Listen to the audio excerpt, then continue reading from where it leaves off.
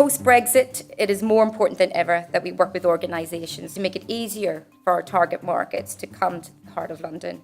The millions of people who visit London each year come to experience our capital's distinctive character. In the next few years you're going to see younger people travelling more, but less of the high end and more of the sort of aspirational mid-market tourists. And you're talking about hundreds of millions of people potentially that is our new audience. The main issue around transport is actually less about congestion, it's more about information provision. People are very time poor, so actually they want to make sure they're going to choose a destination that offers the best possible experience. But with so much focus on those brick economies, we shouldn't forget about the bedrock of the West End, which is the domestic visitor. They're going to find it's a bit more expensive to get off this island this year. That's a new market to tap into. Yes, we have an advantage that the pound happens to be weak at the moment.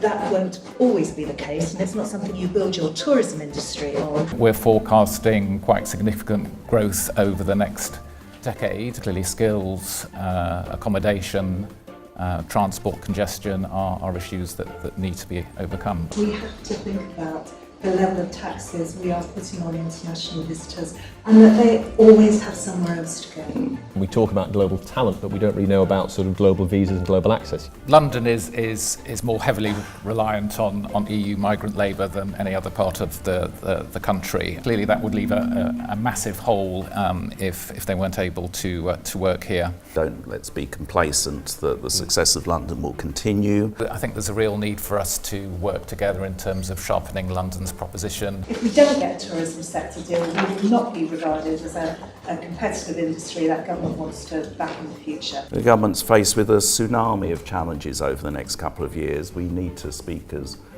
together, but also offer some practical solutions. Tourism needs to position itself as a great industry that could be even more globally competitive. We have got a big issue coming up with Brexit, and the question about the certainty of Europeans being able to continue to work here, I think is the one we want answers for. The most interesting factor for me was really highlighting the balance between the regions and the capital. We can't be complacent. There's absolutely no doubt that London has had some phenomenal growth over the last number of years, but a lot of that growth has come from new markets like China and the Middle East.